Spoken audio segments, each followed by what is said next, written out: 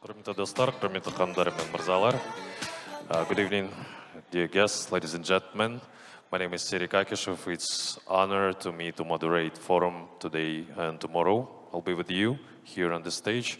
And of course, I want to thank all of our speakers, all of our guests, and the forum organizers. Of course, do you know and remember that our great forum, which is named State and IT, powered, organized, hosted by StrategEast. Thank you guys for your work, for your job.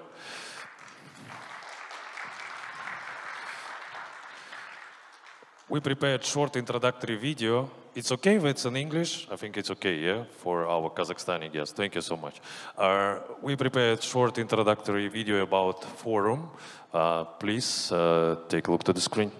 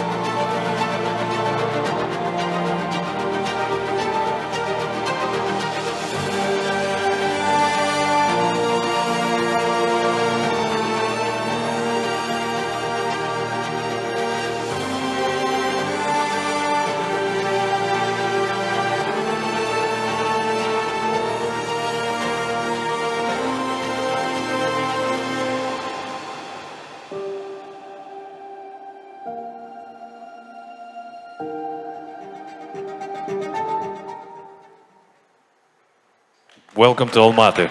Thank you so much. So let me introduce you, President of StrategEast, Anatoly Motkin, please, with your applause, with the opening remark. And we are ready. Anatoly, I need to deal with it. Here is the place. Thank you.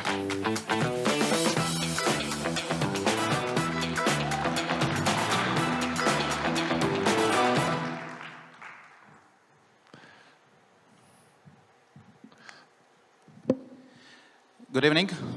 My name is Anatoly Motkin, as it was mentioned. And thank you for coming. And welcome to the StrategEast 5th State and IT Eurasian Forum that has been held here in Almaty. We have it's our 5th edition of the forum. The first one was held in Kiev in 2019. The next one was challenging. It was just amid the pandemic in Tbilisi in 2020. And it was still held, but in hybrid format, as you could imagine. The third one was held in Bishkek. The fourth one last year was held in old city of Samarkand. And today we're happy to have this event here in Almaty, actually the main IT city of Kazakhstan and one of the leading IT cities in Eurasian region. We truly believe that the young population of Central Asia, with its 70 million population, could become and could make this region as one of the global centers of digital excellence. We also truly believe that the entire region will benefit from transformation, not only social transformation, but also economic transformation from the traditional natural resource-based and heavy industry-based to a knowledge-driven economy. We work with international financial institutions to implement our initiatives here with global development agencies, and in particular with Future Growth Initiative-based USAID that supports, and I think the biggest supporter of digital initiatives in the region. We work also with the global tech companies, both the vendors like AWS, Google, Microsoft, and others, and also with the engineering companies. And these are the companies who actually create real jobs. And to create real jobs for us is to prevent the brain drain and also to bring in more expertise and to develop local human capital. We also work with the governments of the region And they're our key partner, along with the universities, who assist us to implement our initiatives, but also to bring in institutional change, and not only project by project. We have a unique case in a different but nearby region, in Caucasus, Republic of Georgia, where we succeeded literally in 3 years working with the government of Georgia, with international financial institutions, global development agencies, leading tech companies, to set up from scratch the entire IT export-oriented sector. Just imagine that 3 years ago, there was not a single international IT company exporting software from Georgia. And the pipeline of startups, it was not poor, it was almost non-existent. And then we started working systematically on how we could set up all the components of the IT ecosystem in the country. So first, we attracted EPAM Systems, one of the leading, if not the leading, engineering company active in this region, to train just 40 students. We covered the tuition fee with one precondition. They should hire them in Georgia without relocation. Then we started working with the government on developing special tax and legislative regime for IT export-oriented companies, decreasing the income tax from 20% to 5% for the employees to make Georgia competitive with the neighboring countries like Ukraine, like Belarus, and many others. And then we also started working with our allies in the startup ecosystem, including the US MEC who are present here, whom we call mission-driven accelerator, because actually their mission is to bring in more knowledge and also to develop or to provide access to local talent to international markets and investments. And also we set up other components like IT Association in Georgia and many others. To make the long story short, just in 3 years, we have over 100 international IT companies working from Georgia. We have the IT experts from the country were increased from 0 to over $350 million this year. The first Georgian startup, and the mentor of this startup is here among us in this audience, they took the first place in Web Summit in Lisbon last year.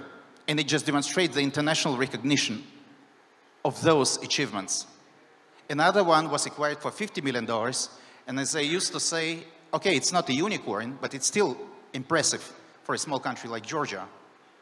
And more than this, the first R&D office of global product company Viber Messenger, you know it, they opened their R&D office a year ago in Georgia that demonstrates the maturity of the market that just 3 years ago emerged from nothing. So I believe that working systematically in each one of those countries with your support will deliver tangible results in quite a short period of time. Now, the title of this forum is Knowledge as a New Energy.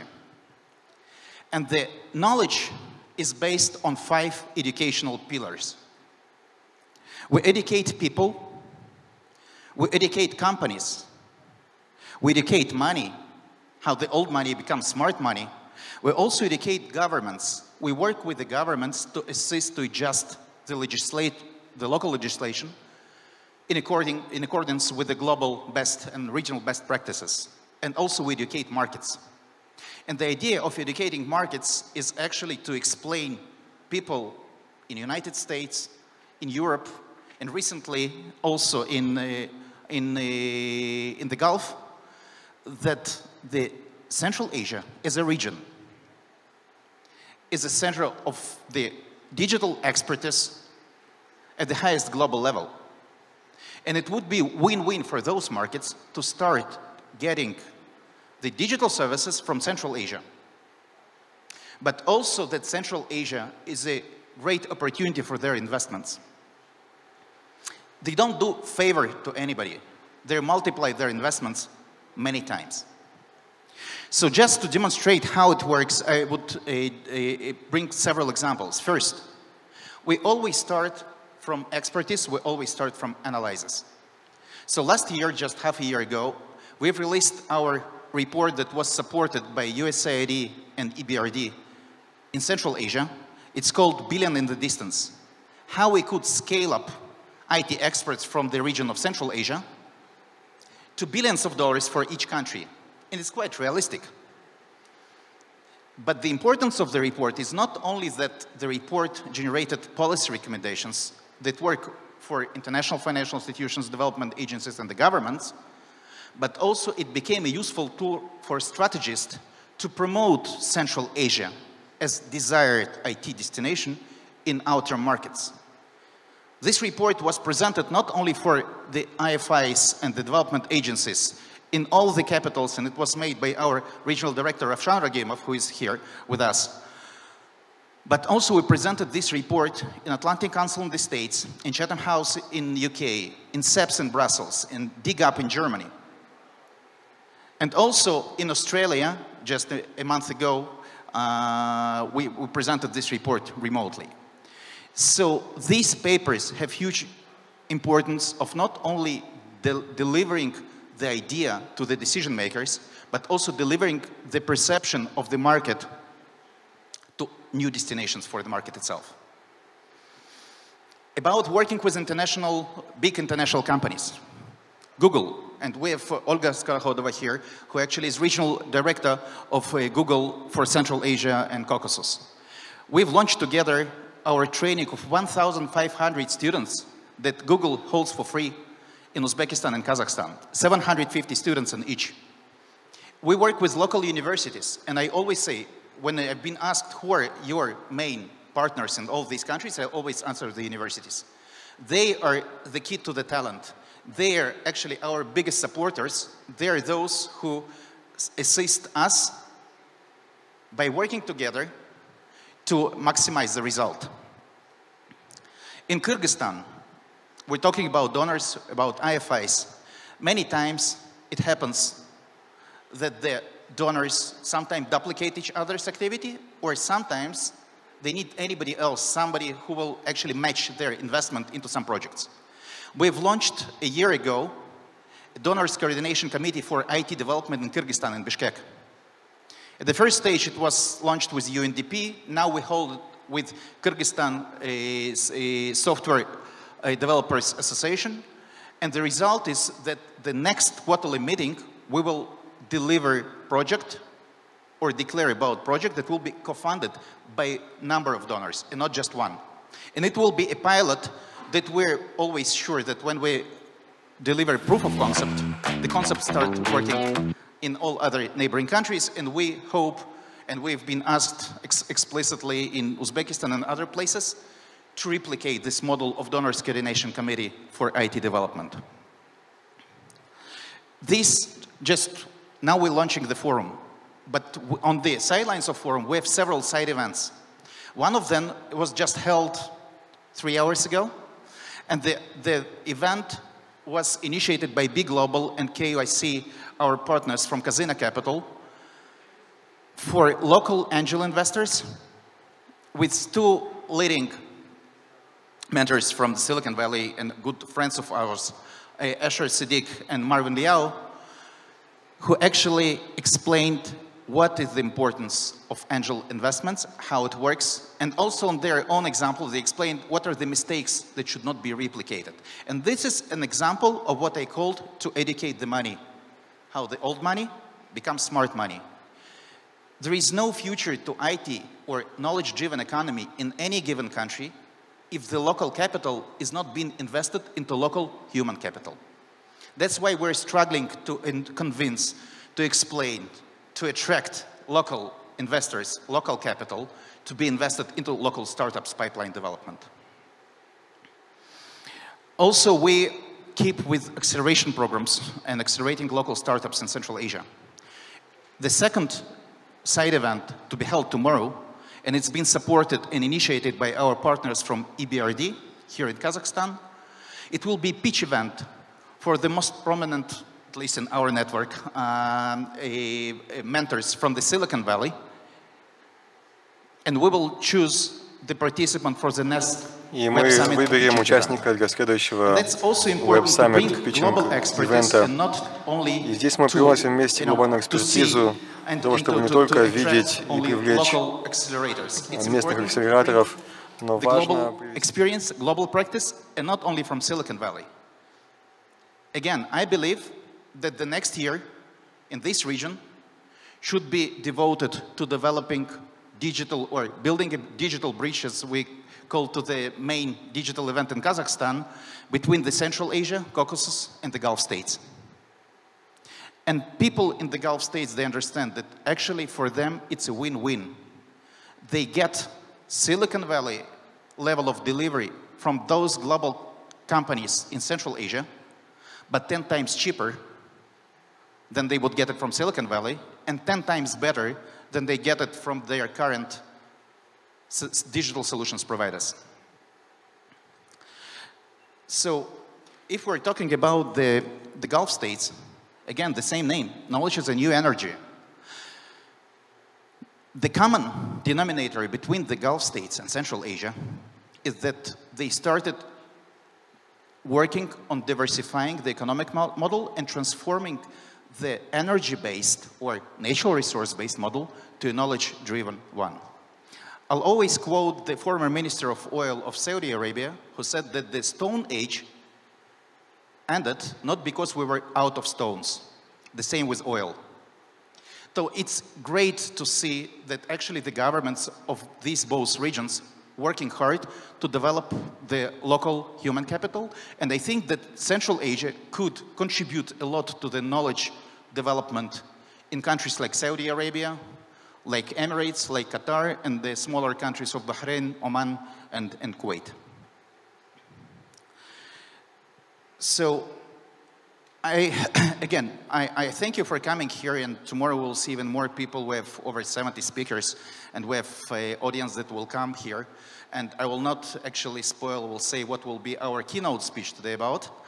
But I wish you another today and tomorrow exciting days, and I believe that they will enrich you with new knowledge, new experience, new network.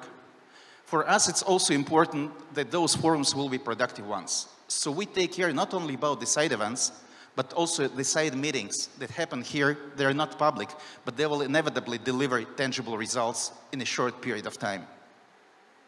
And here is the right place to thank all our partners and allies. First, USAID Future Growth Initiative, who are our huge contributor, and also we're in the same mind in developing the digital initiatives and educational initiatives in Central Asia. I would like to thank the European Bank of Reconstruction and Development, who is our huge global contributor, and we work a lot in Caucasus, for example, together with EBRD these days. We're working to develop digital or IT capacity in regional centers. And it's important for us as a digital economy is the best opportunity actually to fight against digital divide. How we could provide equal opportunities for people in big cities, in rural areas. And we do this project we implemented in Georgia and Azerbaijan. We're being promised that next year we'll scale it up to Central Asia. Special thanks also to Astana Hub, who support us in all our activities in Kazakhstan, and all IT parks of the region, like IT park in Uzbekistan, in Kyrgyzstan, in Tajikistan, in Georgia, JITA, Forsim agency in Azerbaijan. And also thank you to the City Hall Akimat of Almaty. Thank you to Ernst & Young, MasterCard, Google, AWS, EPAM, and other major tech companies who support our activities and who actually assist us to create more jobs, who assist us to develop the local pipeline of startups. I envision that the next year will bring extensive development in Eurasia's digital economy. We came to Kazakhstan to say that we are going to develop the digital economy to deliver real change to the region, to bring about more gender equality, to create more equal opportunities for rural areas and the regional centers, as I've just mentioned. And before all, to make the entire region global center of digital excellence. Thank you so much for coming.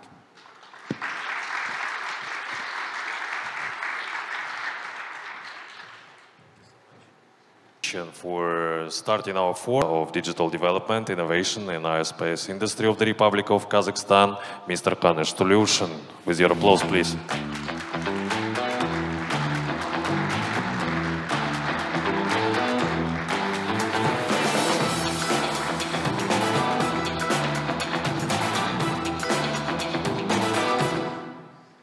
Hello. Саламатсыздарма, құрметті достар. Dear ladies and gentlemen, I'm really happy to be with you here. Thank you for joining us and coming. To be honest, I get impressed all the time how much energy Anatoly has. He's all over the place. He's everywhere, like with one leg in Georgia and another is in Tashkent. So he's helping a lot. And thanks to the people like Anatoly, we have this strong relationship with each other and helping each other. So thank you once again, and additional applause to Anatoly, please. So today, I will share a few slides on where Kazakhstan is right now in terms of digitalization, innovation development, ICT ecosystem development. And I would also talk about what can be actually potentially done jointly together with you so that we can think about it and get back to each other with some good and efficient proposals. So you may know probably about our results in terms of digital infrastructure development. So thanks to the work that ministry and all the state agencies are doing in Kazakhstan, United Nations ranked Kazakhstan as the 28th country in terms of eGov, 8th country in terms of online services. We are the first among CIS, and 65th in terms of telecommunication infrastructure. So, but nevertheless, we see our benchmarks. We have a room to improve so that we do not stop here. We always think how to innovate, how to improve the current situation to be better. And just some cases to share with you. So basically, right now, we have gone through different evolution layers of eGov development. So we started with building the data infrastructure. Then we moved to services centers and eGov system. Then we moved to the next layer of building mobile version of eGov. Next layer was about data lakes and big data that we are building within the government. And this is why it helps us to reach to this point and have these products. So right now we have most of our public services available on smartphones, more than 1,000 services. And we have 24 digital documents that are available online on smartphones. You do not need to present official, the physical one document in airport or in hotels, in state agencies. They're officially recognized on the smartphone. You can show your digital ID, you can show your birth certificate, you can show driving license, all of these documents. And it's not only about you, but also about your family members, so they're all available. If we used to have this flash card with a special key that allowed you to get and submit any documents and get the formal documents, right now you just need your biometrical IDs through the smartphone. And here on this mobile version, you can get all types of support, including getting the data, getting the official documents, getting the e-notary services. And so the digital notary is the last development that we have done. So if it is 11 p.m. Saturday night, you do not need to go and seek for any notary, so you can do it online. The notary service provider, he will join you through the video call and he will notarize the document with you. It's very convenient. And we could manage to build a relationship with big fintech companies in Kazakhstan, banks, and we provided access to our databases. And that's why we have all the services that eGov provides for Kazakh citizens. They're also available on the fintech platforms online. Some cases about for you just to understand the depths of the technology. So right now you can buy and sell a car in 5 minutes. You can finalize a mortgage deal in 24 hours through the smartphone. So in Kazakhstan, Kazakhstani citizens do not hold cash anymore. So it's one of the leading cashless economy with more than 80% transactions going online. So this allowed, so we started with the digital infrastructure, but then that was a big enabler of building the IT ecosystem itself, which consists of 4 main elements, and Anatoly mentioned about them. So I think we follow the same pathway that Georgia did. We started with human capital, and we are partnering with the big companies like EPAM, Samsung, Huawei, Google. We are launching joint education programs for training IT developers. Apart from the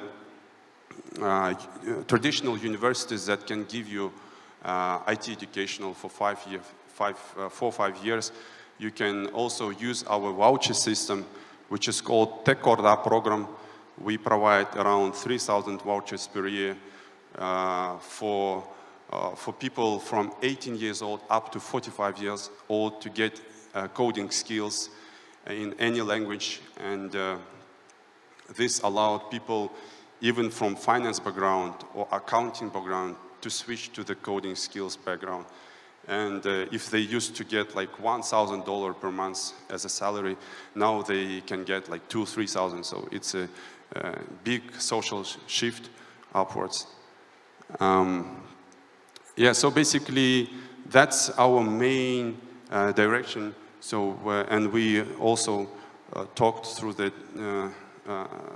within the meetings that we had previously that this is still our key direction, and we need to develop also entrepreneurial skills apart from hard skills, soft skills as well, so that our IT developers could be well equipped with a different set of knowledge to be well prepared to enter the world. Either they would get employed or they will launch their own startups. So if they decide to launch their own startups, they can move to the next element, which is innovation infrastructure, which is more about acceleration, incubation,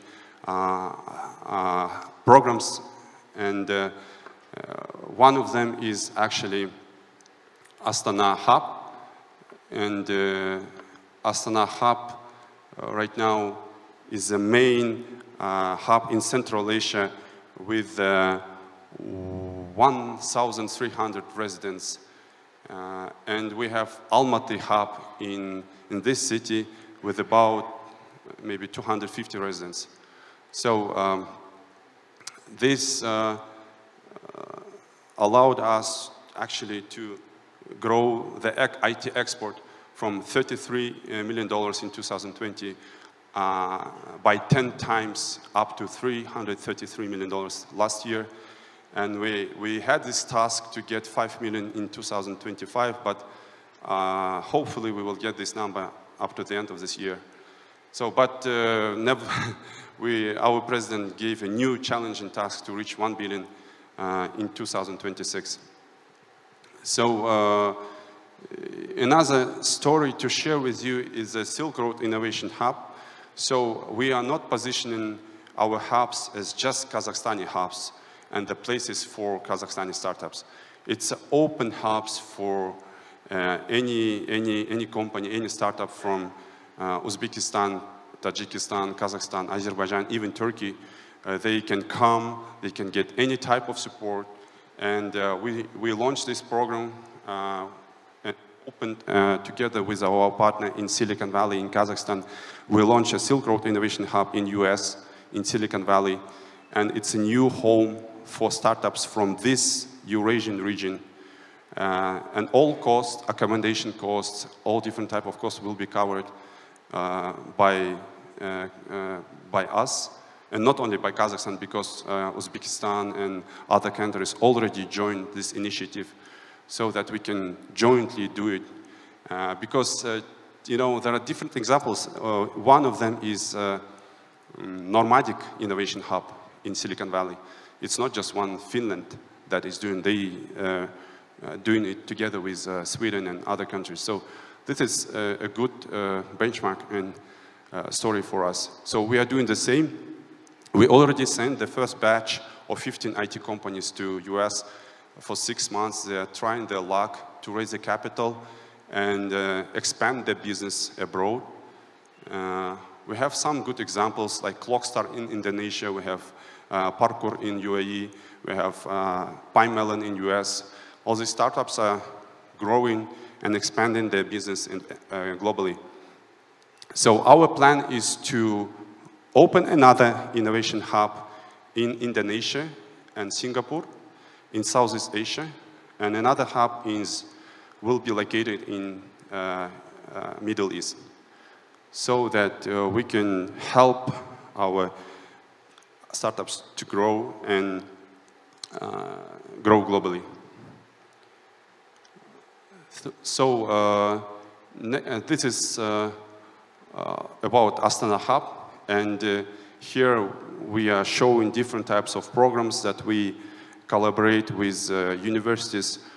I think it's worth to mention about private hubs as well, not only quasi-state and state. One of them is MOST, and they are doing pretty well here in Almaty as well. So they have their own venture capital fund. They have this small ecosystem just in Almaty. They have acceleration program, incubation programs, and venture capital funds. Okay, so next one, the third element that we are focusing on is actually financial infrastructure. It is more about venture capital funds, business angels, and going like 5-10 years back, I think we could not find more than 5 VC funds here in Kazakhstan.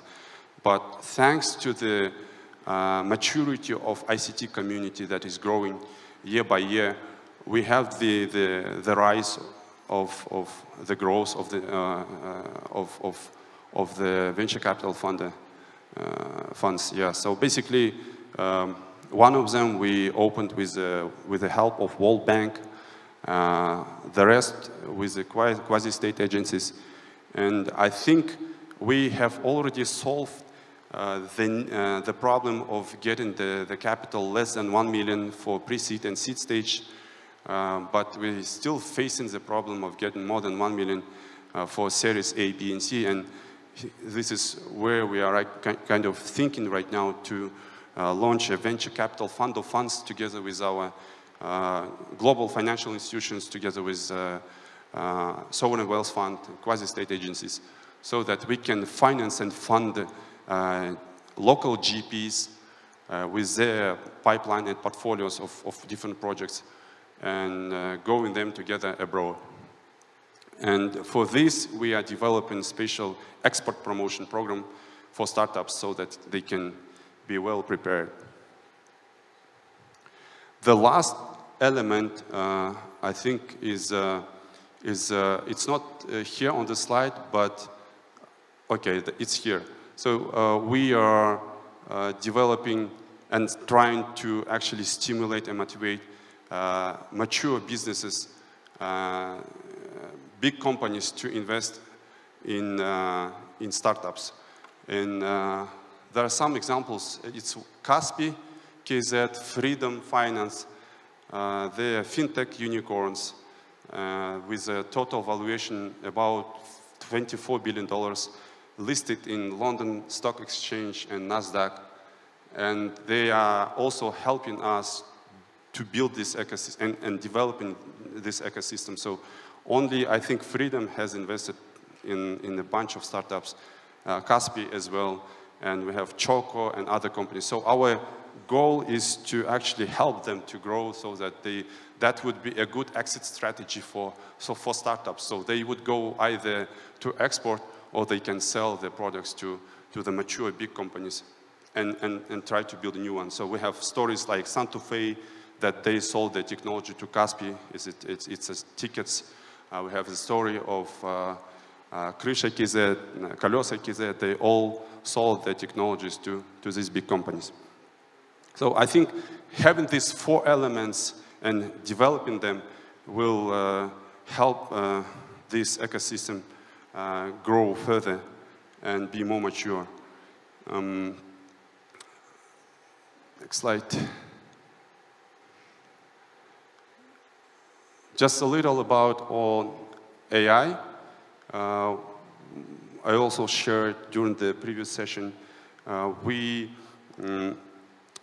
integrated 88 different informational systems of state agencies into one big platform and made a big data that helped us to build several products like family welfare system that can help us to proactively help special families below low income without submitting any documents, just getting this support from the government proactively. There are a fuel monitoring system with the help of IoT. So this big data can help us, I think, to build a strong national AI strategy, and by providing the access correctively, providing the access with anonymized data to the market, and this is a challenge for us as well. We need to think about it. Would give rise to different number of startups working on AI solutions.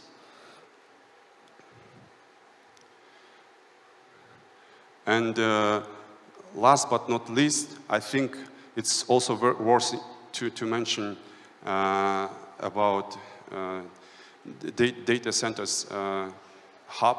So we believe strongly that Kazakhstan can be a data centers valley with a low temperature, with a low price of energy, with the right legislative framework, which is very important for the big companies, that needs to be in place. And we are working on it, so we are developing this, we are providing these new adjustments to legislation together with the help of consultants and experts. So that's it from my end, and I'm really inviting you to cooperate with us. Let's do it together. I think we can make this story happen and grow, and I really want to thank you all for joining us and for coming to this event. Thank you so much.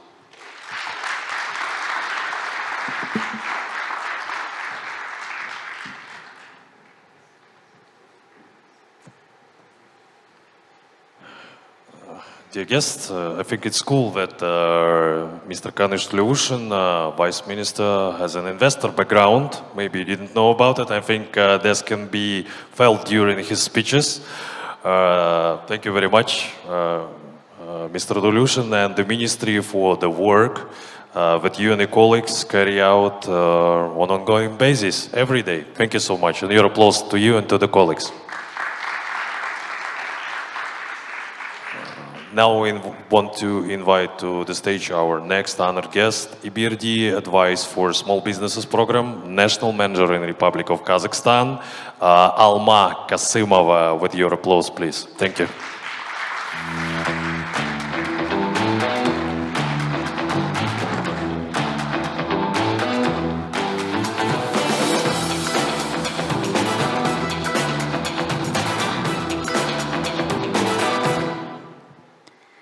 Good evening, everyone.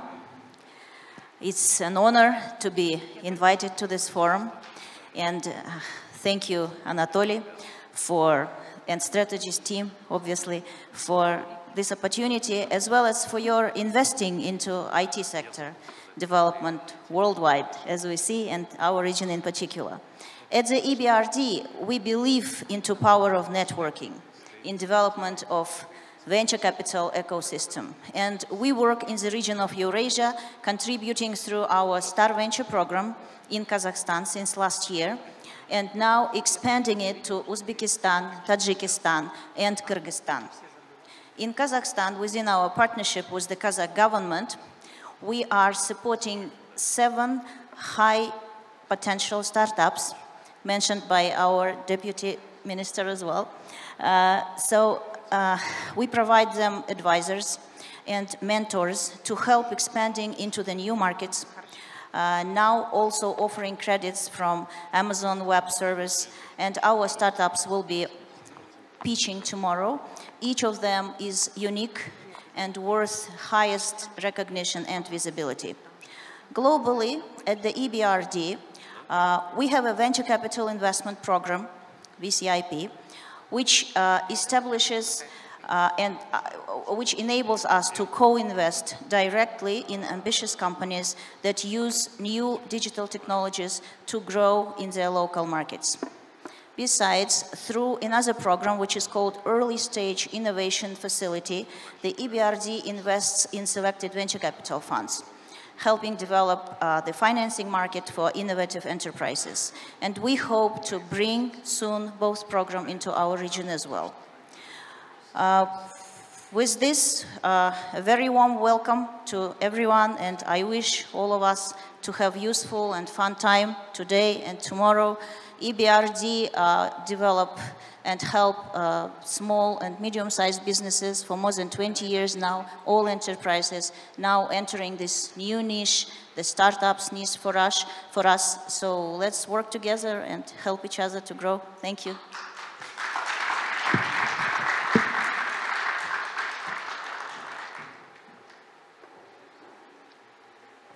Thank you very much. It was really an opening remark. Thank you so much. Ladies and gentlemen, I want to remind you from our organizers that we have official hashtag of our event, of our forum. If you will post something to social media, please use it. Guys, can you please show it on the screen? Official hashtag, which is State and IT. I already did it. State and IT. And as AND. Thank you. We want to invite to the stage our next honored guest, USAID Central Asia Deputy Mission Director, Monique Mosolf. With your applause, please. Thank you very much.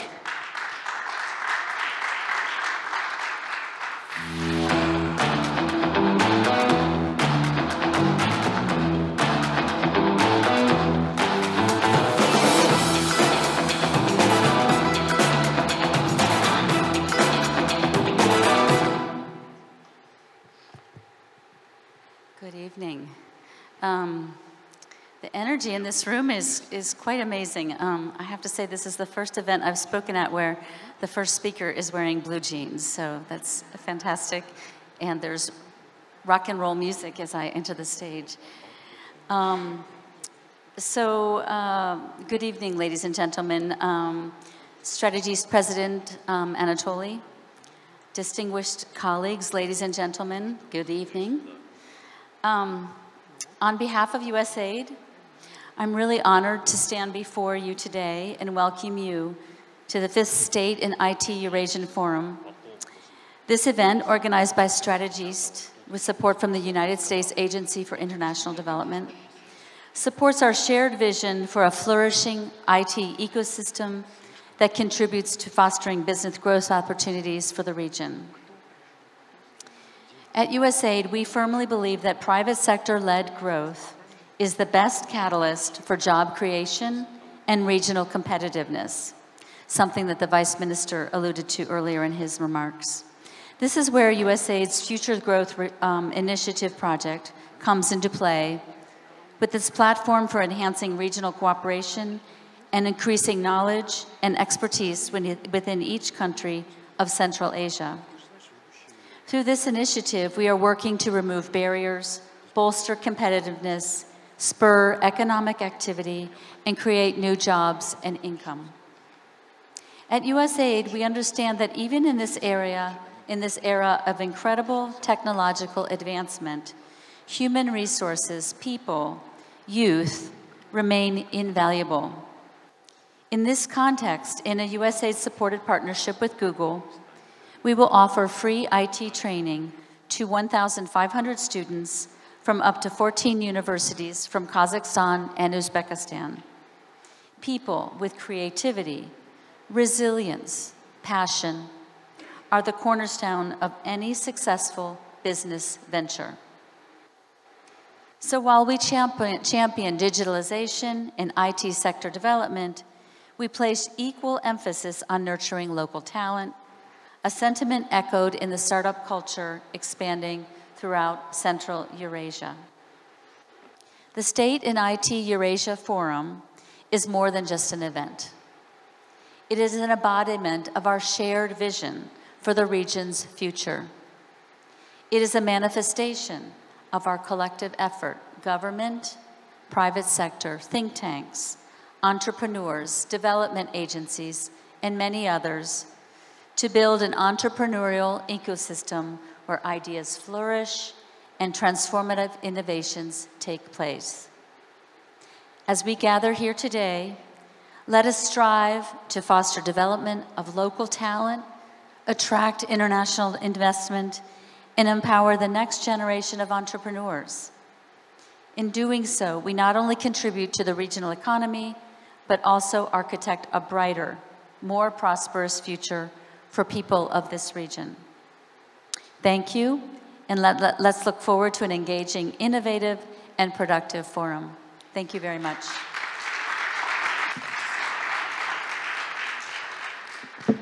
Thank you so much. Thank you. Thank you. Dear ladies and gentlemen, let me introduce to you our last speaker of this first part of our program. Operations Manager for Central Asia, the World Bank, Indo John Abraham, please, with your applause. Thank you.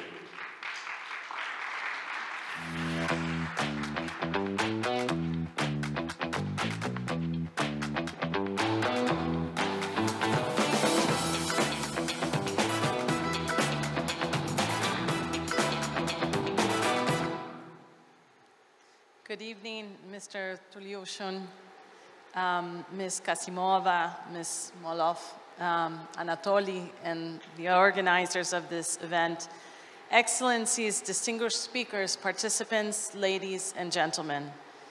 It's an honor to be with you here with you this evening to jointly open this important event, where we gather to explore common IT sector challenges and opportunities, new partnerships, new ways to coordinate our joint efforts, and knowledge sharing for regional development.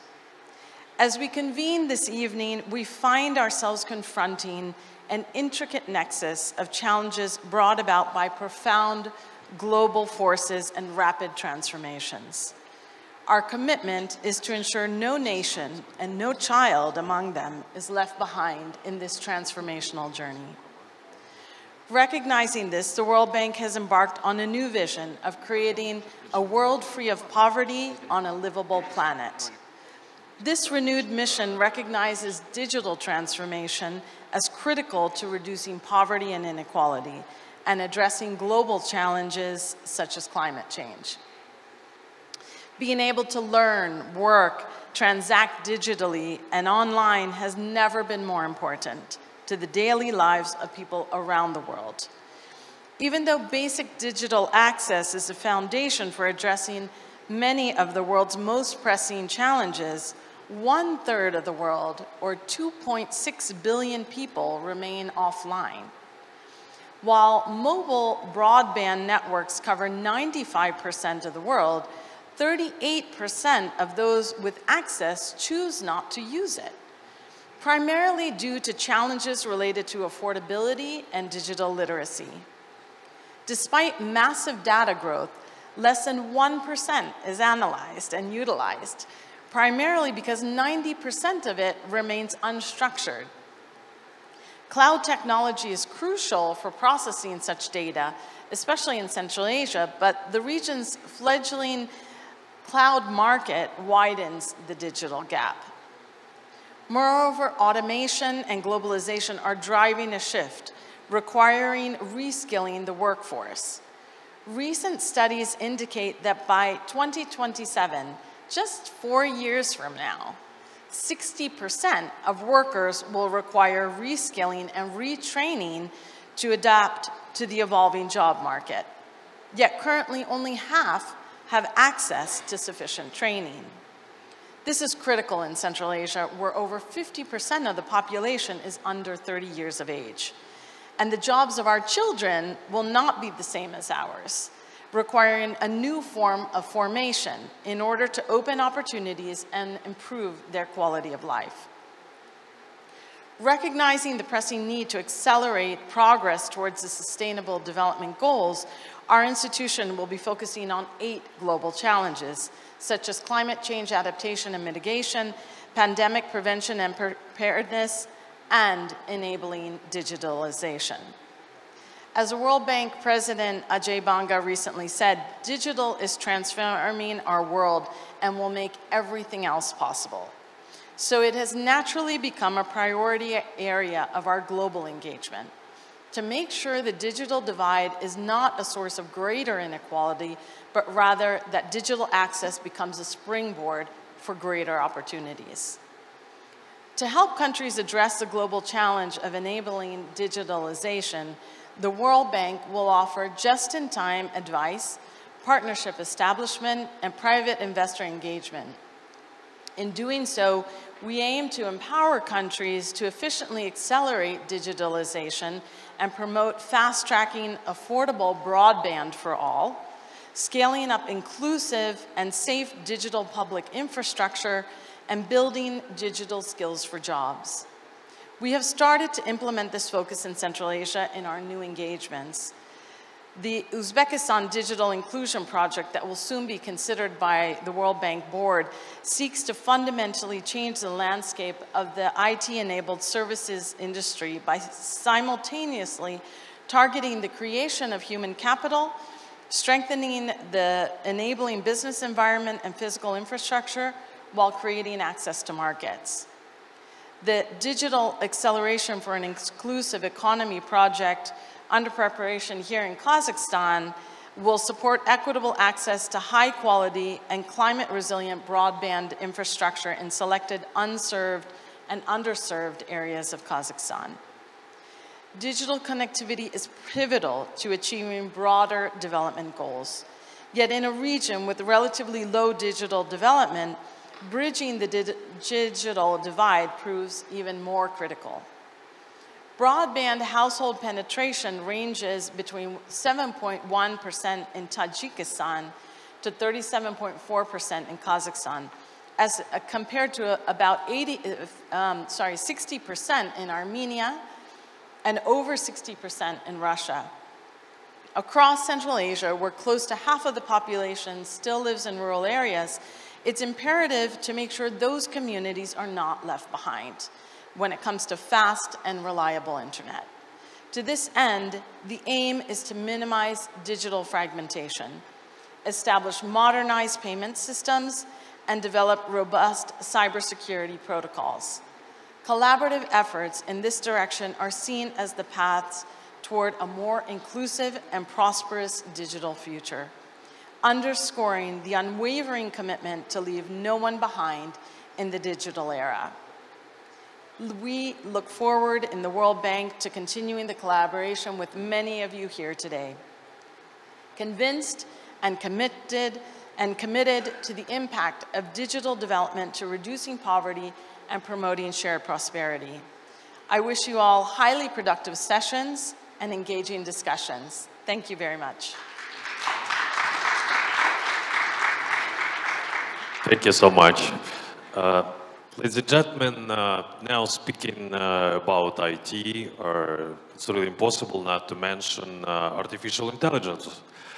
Let's watch an interesting video. We asked the AI what it can say about the topics of our forum: energy, digitalization, result, and here is the result. Please pay attention to the screen.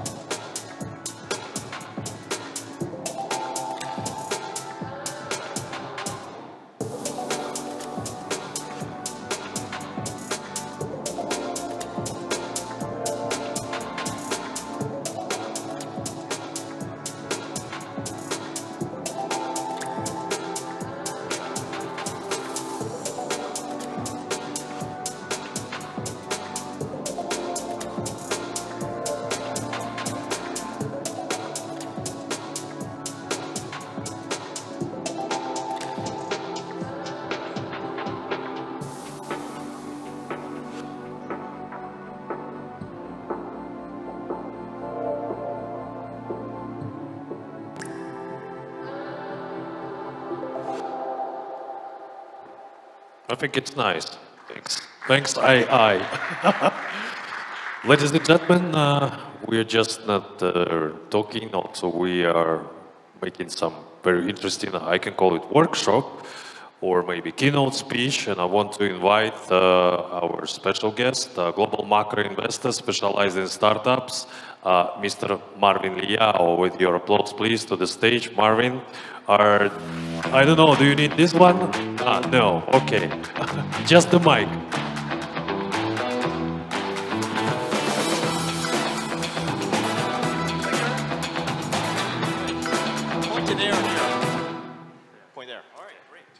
Hello, hi everyone. Good afternoon. Thank you so much for coming over here. I'm so happy to be back here in Kazakhstan. I actually came here probably about 5 or 6 times. So last time was, I think, 2016, 2017. And I'm so excited to eat tonight after this. So I know I'm the person here holding you before your dinner. And so I'll try to make this as hopefully interesting, entertaining, and informative as possible. All right.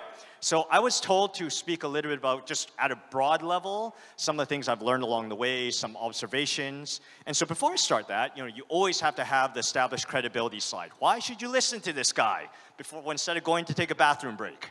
All right. So who I am. I've been in the tech industry now for about 25 years. Did the startup thing, was a big tech executive at Yahoo doing a lot of international expansion. I was a VC, so I'm still a VC, but I spent about 6 years starting the San Francisco office for 500 startups. I did a lot of investments there, so I did about 414 investments. Since I left, I actually ran a gaming holding company for a couple of years, for about 2 years, split between Germany, US, and Ukraine. And the other thing I actually did since then, I actually left, and now I'm investing again. So I sit on several investment committees. I invest all over the world. And my fund is called Diaspora. I actually invest in European founders coming to the US market. So now, total, I've done about, in the last 10.5 years, I've done about 462 investments. Have another 3 more to go. I'll get to 365 by the end of this year, I hope. And I've done about 10 LP checks. So I invest all over the world. I travel all over the world. I spend a lot of time mentoring at different accelerators. And I've had a bunch of different observations. And so this presentation is to sort of share some broad sort of, I guess, learnings or broad observations. And so I'll be very, very fast. All right. Next slide. So technology, we're all here talking about technology. So what? Why should we be talking about technology? I think overall, technology makes people's lives better, right?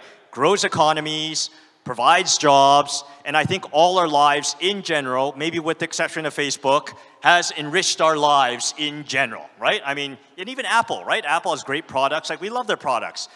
Uber, don't like Travis, but awesome service, and has destroyed the horrible taxi service in the US. So overall, I think our lives are better because of tech. That's why we're talking about it. And so one of the myths, I talk about these myths, one of the myths is like Silicon Valley is the center of the technology world. That's actually not really true. It's actually pretty distributed now, right? So if you take a look at the amount of, let's just use unicorns. I hate that term, but garbage term, unicorns, over $1 billion companies. They all used to be centered in the US. That's not the case anymore. It's almost like 50-50. There's a lot more unicorns, almost as many unicorns outside the US now. In Japan, China, India, you go down the list. They're everywhere now, for better or for worse. But it's an exciting time to be looking at the technology industry.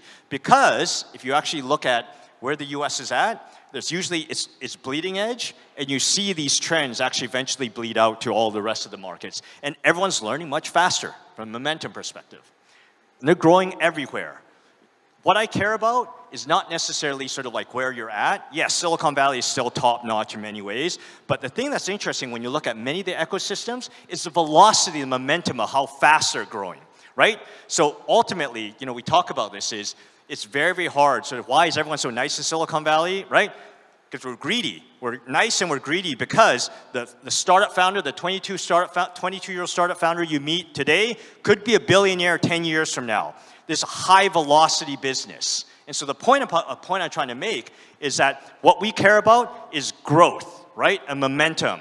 And so what we're seeing in many, many markets are growing very, very fast. Yes, off of a low baseline, but they're all growing very, very quickly. There's another myth, right? this first mover advantage is everything. So I was actually a very early employee at Yahoo. Yahoo was the dominant search engine in 99, 2000, 2001. We got our ass kicked by Google. Like, we got destroyed. Google is the 18th search engine. So that's a startup, sort of example. What's interesting now is many of these emerging ecosystems, so my friend Asher's here, we were just talking about the Middle East, right? If you asked me, like 10 years ago, even 5 years ago, whether the MENA region was interesting, I'm like, that market sucks, right? There's nothing going on over there.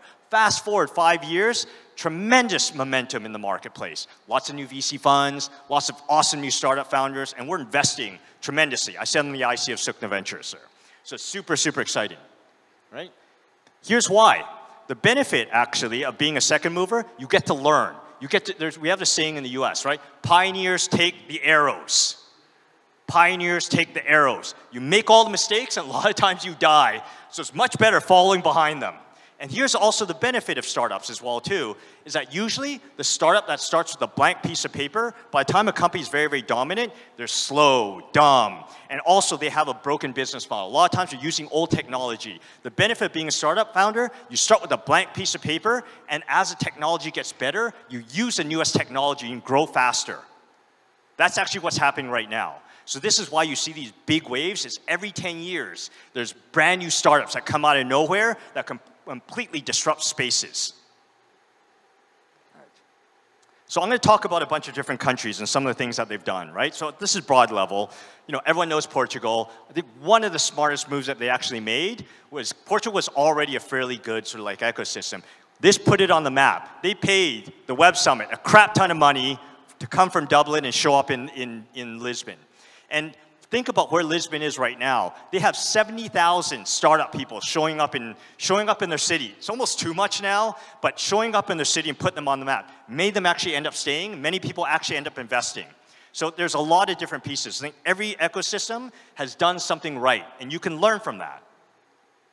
Singapore, one of the things that they actually did, they were already a great center from a financial perspective, infrastructure perspective, but I went there in 2012, and they had this program to attract venture capital. And I'm not saying you have to do this, right? But I'm just saying this was very, very helpful.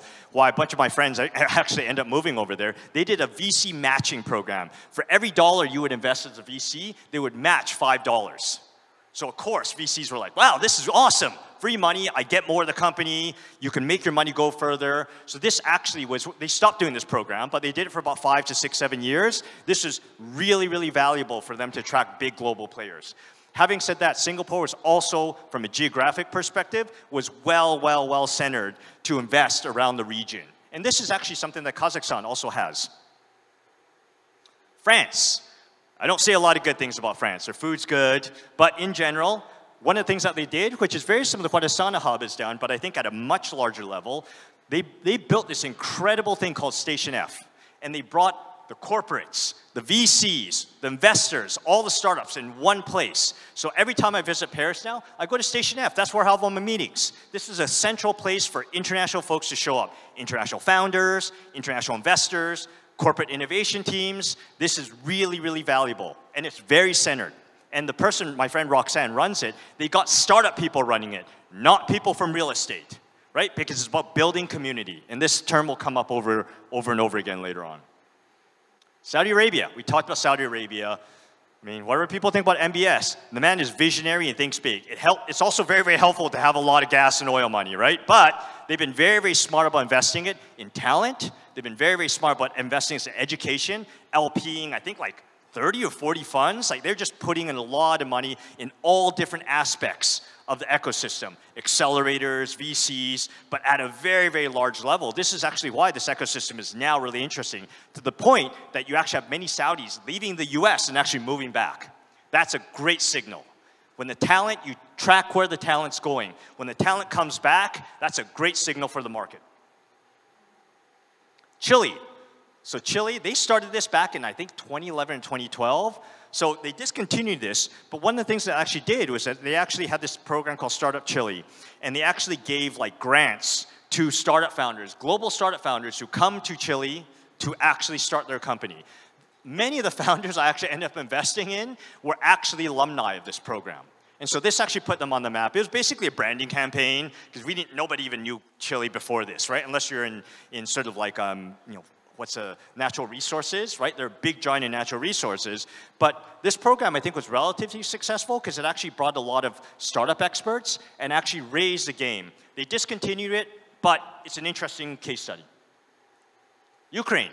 Big fan of Ukraine. Spent a lot of time over there. Ukrainian startup fund, I believe, Chris, you do a bunch of stuff with them, right? Like the awesome folks, very, very smart, funded a lot of accelerators, doing grants programs, and also the Ministry of Digital Transformation of Ukraine is like, really, those guys are freaking smart. Really, really smart. A lot of them come from the commercial area. So I've been very, very impressed with what they've been doing, especially in the last couple of years too.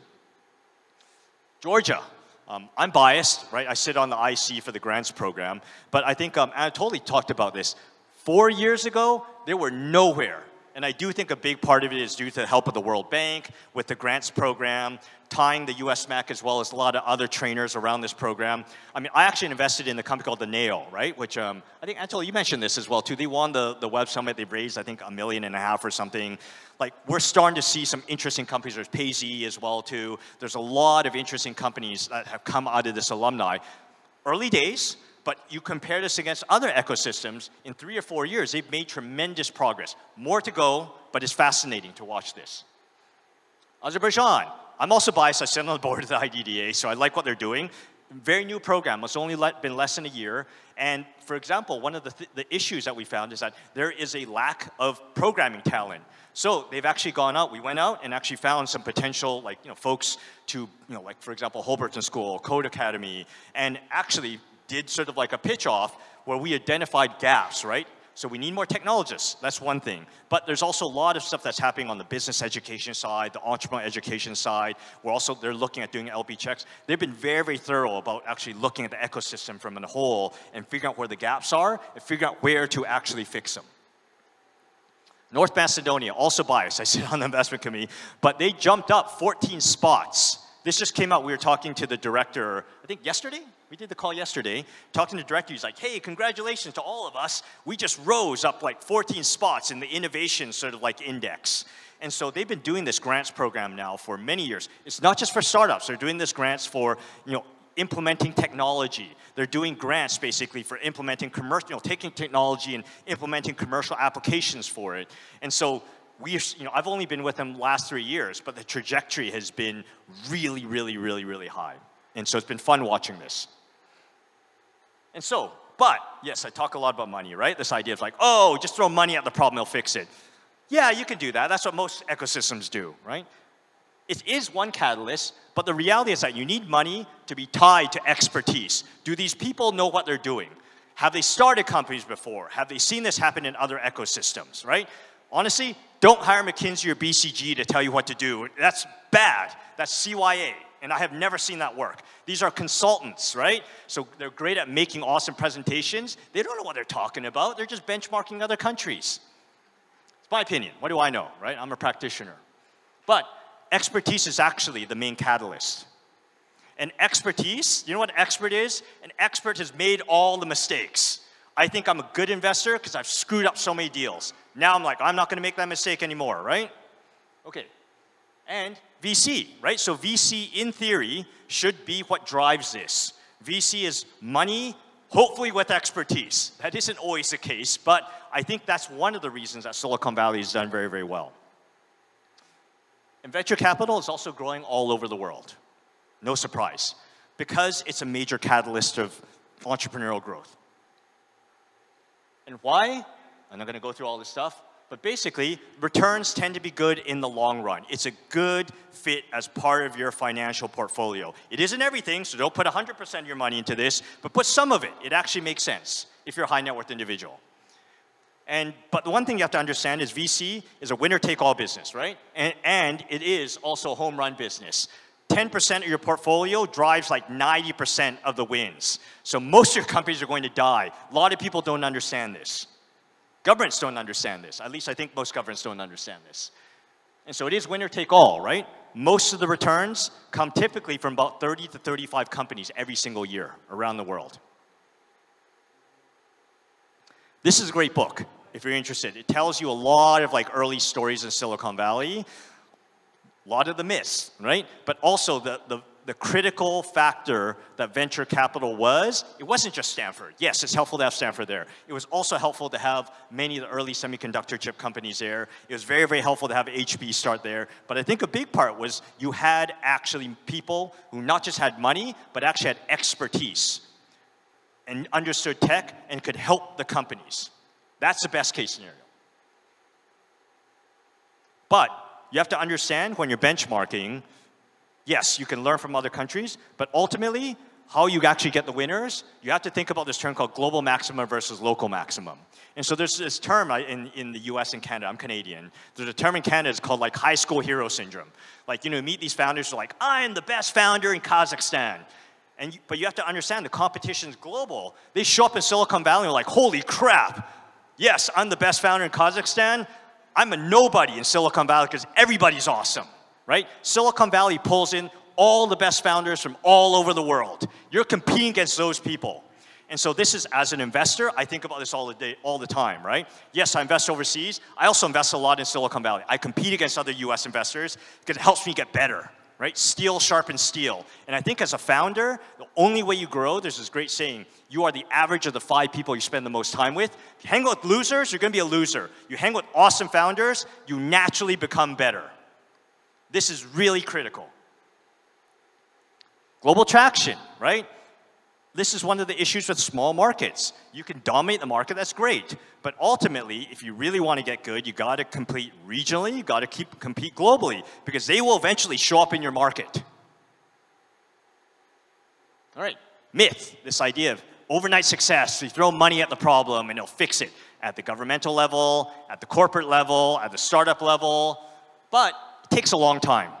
So I tell this stat all the time. How often, you know, what is the average major exit for a VC or for a startup founder, right? For really, really big exits, multi-billion-dollar exits. It's 9 to 12 years it normally takes. For product market fit, I've never seen a company do product market fit faster than, I think it's like 6 months. That was the fastest. 1 in over 460 companies. On average, it's 2 to 4 years before they find product market fit. It takes a long time. It's really hard, right? So if your goal is to have, let's just say, I talk to all these ecosystems. So I can say this about Taiwan. I love Taiwan, but my parents are Taiwanese. I spend a lot of time out there. This, to me, is stupid, right? Local government's like, we're gonna be a major player in Taiwan. Like, they just started putting money to the ecosystem like 2-3 years ago, and they're like, we want a unicorn in 3 years. And I'm like, good luck with that. You can manufacture it, but that's not a real unicorn. It takes 9 to 12 years to build big, sustainable businesses. It's that hard to scale, because a lot of it is not just money, it's expertise. So I'll give you an example. I've done, in my career, I was at a startup that went from about 18 people to 150 people in 6 months. I was at Yahoo. We went from, at least when I was there, 2,800 people to over 20,000 people in 4 years. People like me are a dime a dozen. There's tons of people like me that understand how to scale. You don't read this in a book. You go through it yourself. Chris, you've scaled a bunch of business. It's freaking hard, right? There's no manual. So it takes a long time. And stuff breaks all the time. All right, other thing. And this is something you got to be very careful about. We're learning this now, right? Fundraising success, right? It's like, oh, this company raised $100 million. They're definitely going to be winners. Guess what? Here's a great, this is happening right now, right? This is an old one. They raised over $118 million and went to nothing. You know, 640 unicorns in the US right now. My guess is by the end of next year, 50% of them will be dead. So it's not just money. There's a lot of founders who can raise money, who are great at raising money, don't know how to build a business. Endemic in Silicon Valley. So there's a lot of stuff you can learn from Silicon Valley, but you just see all the good stuff. You don't see all the crap in the back. All right, so everything takes a long time. You know, as a venture investor, you don't know if you're good until maybe year 6 or 7. If you're lucky, it's usually year 8. This stuff takes a long time. Product market fit takes a long time. 2 years to 4 years. In the desert, wandering, trying to find product market fit. So we talk a little bit about community, right? this is actually why it matters to actually have community, have places like Astana Hub, have places where investors can learn from other investors, right? Angel clubs. Why? I learned at the feet of many, many great VCs because I happen to be in that community, right? Same thing, and even now, many of us are X500 startups founders. There's a group of us, there's probably about 9, 10 VC funds that have started off as spin-offs of 500 startups. We help each other out all the time, not just from deal flow, but asking like, hey, who's the best lawyer to talk to about this? Or hey, when the company says this, is this a standard term? It's really helpful to have that community to share, right? To share mistakes that you made, to actually get knowledge to supercharge, to get that momentum. So this actually really matters. And so you know why Silicon Valley works? I used to look back when I ran the core accelerator at 500 startups, and I remember thinking like, oh, I really helped them. Actually, what I found out was just by picking good founders and bringing them to Silicon Valley, they kind of figured all this stuff out themselves because they were in the community. That's actually all that really mattered, because they were with a whole bunch of other super smart founders. Silicon Valley's full of them. But fundraising situation is awful. It's a train wreck, right? Things have changed, right? Went from a huge money situation where there's tons of VC money, hedge funds coming into tech. The peak was probably 2021. That's changed in the last year and a half. So things are tough. But tech is always about boom and bust cycles. And guess what? You know where the money's made? The money is actually made at the bottom when everyone leaves. There's this great term, the tourists leave, the purists stay. Do you know the only reason? I joke, I'm like Forrest Gump. I know many people don't know that movie. I'm like Forrest Gump of Silicon Valley. Do you know the reason I did well in Silicon Valley? I outlasted everybody else. That was it. So many smart people. I moved there in 99. Everybody left in 2001. I was too stubborn and dumb just to sort of like, I just stuck it out. Everybody left in 2008, 2009. I just stuck it out. A lot of people left in 2020 and 2021. Just stick it out. It all comes back. So this is a boom and bust cycle. And like I said, the money is not made at the top. Everyone, LPs, VCs, myself included, I made a bunch of dumb deals in 2021. I'll say that for sure. But the reality is that all the folks, the LPs and the VCs who actually invested in like 2020, 2021, that's going to turn out to be a terrible vintage. This year, it's going to be a really good vintage. Super excited about the companies, because think about this. There's not a lot of VC money right now. So if you're a founder, you must be either insane or you're like really committed, maybe a little bit of both. That's a great mix. That means you've done your homework, because there's a flight for quality. So I'm super excited about this. But I'm not going to leave this on sort of like this like low note. I'm going to talk very, very quickly. And I know this is fast, but I'm going to talk very quickly about some sectors I'm actually quite interested in, that I think are interesting, promising. Biotech. I think the next trillionaire will have started in biotech. Why is this interesting? We're all getting older. There's a lot of money out there. And on top of that, compute power's increased. So the genomics, the knowledge that we have, all actually SaaS into large enterprises, it's only 25%. This is in the US, Fortune 500. It's even lower everywhere else. There's a lot of upside here.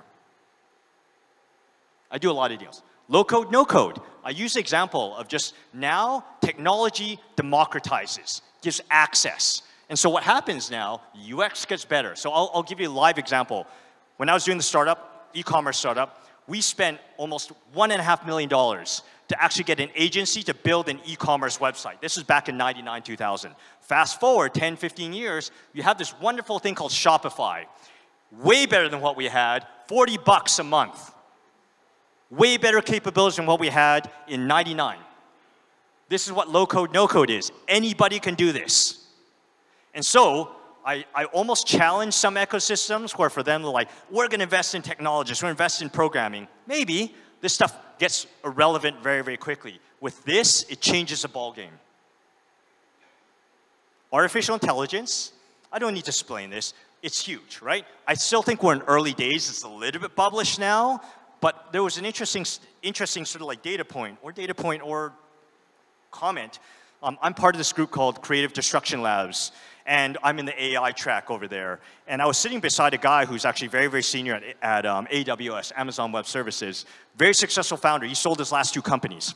He's now working at AWS. He's been doing AI for like 15 years. I'm like, this is probably in January this year when I was talking with him. And I'm like, what do you think about this AI thing, right? Like, you're an expert. He's like, oh my God, it's so exciting now. Like, 5 years ago when an AI paper would come out, like, it'd be like 5 years before somebody built a product on it. Now, a paper comes out, there's like 7 or 8 companies building on top of that algorithm. The velocity of that is like fascinating. And that's only picked up. So this is a space to watch.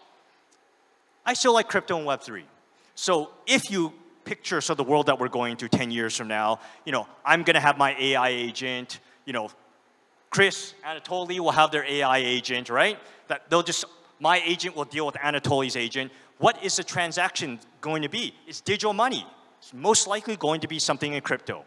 That's my hypothesis. I think crypto is very, very early. A lot of it's being, especially with FBF being arrested. I hope he goes to jail for a long time. All the crooks are getting arrested. So now, like I said, the purists have stayed, building on real use cases. The tourists have left.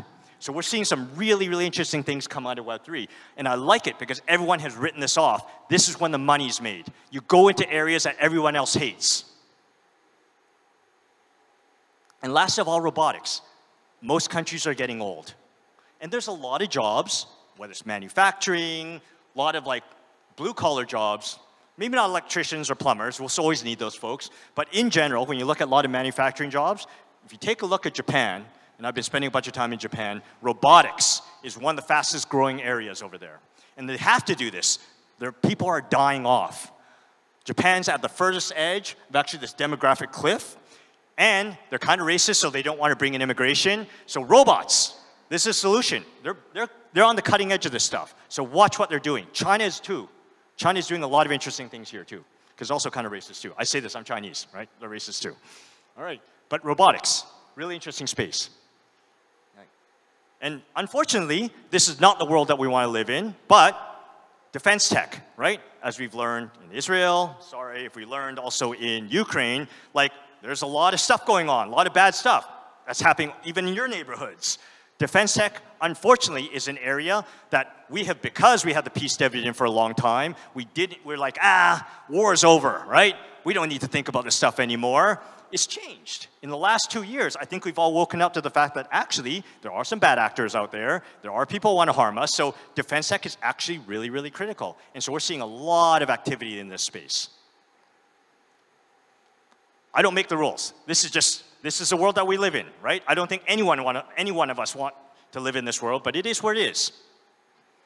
And so last of all, I'm sorry, I actually should have put that earlier because it's kind of a gloomy way to end this. But the point is, there's a lot you can learn from not just Silicon Valley, but other ecosystems. And so this is a tribute to Reid Hoffman. He's PayPal Mafia, founder, co-founder, founder of LinkedIn. Silicon Valley is a state of mind. The opportunity that you have in many of the new ecosystems, you get to learn from these other places. Don't make mistakes that we made. And so this is your opportunity. I hope this was helpful, and I believe we're going to go for dinner now because I'm actually really hungry. Thank you.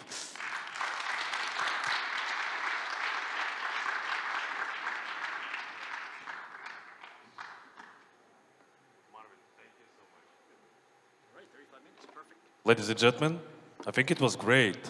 I appreciate Marvin again, and your applause, please. Thank you so much. So I have just one announcement. We are happy to invite you to the dinner. It will be upstairs. The name of the place is Lotus.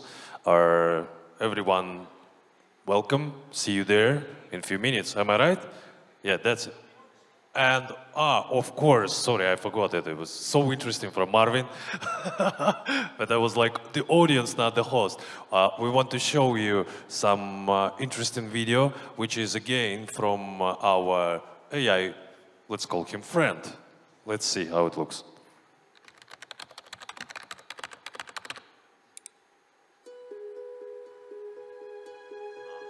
It's interesting. Kazakhstan from AI Mini.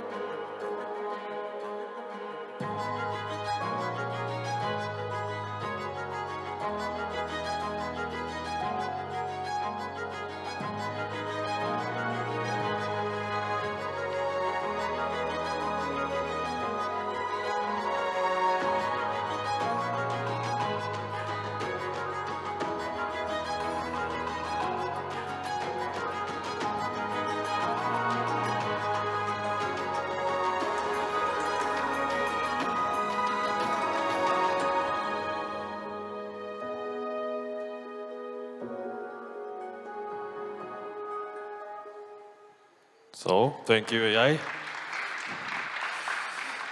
I want to appreciate again our guests, our speakers, Kanysh Tuleushin, Monique Mosolf, Alma Kassymova, John Abraham, Marvin Liao. Thank you very much. Ladies and gentlemen, again, we invite you to the dinner. It will be in Lotus Restaurant right here in Rixes. And see you tomorrow morning. Thank you so much.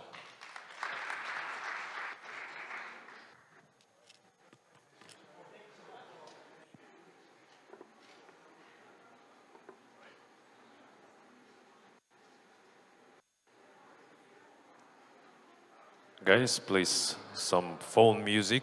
Thank you.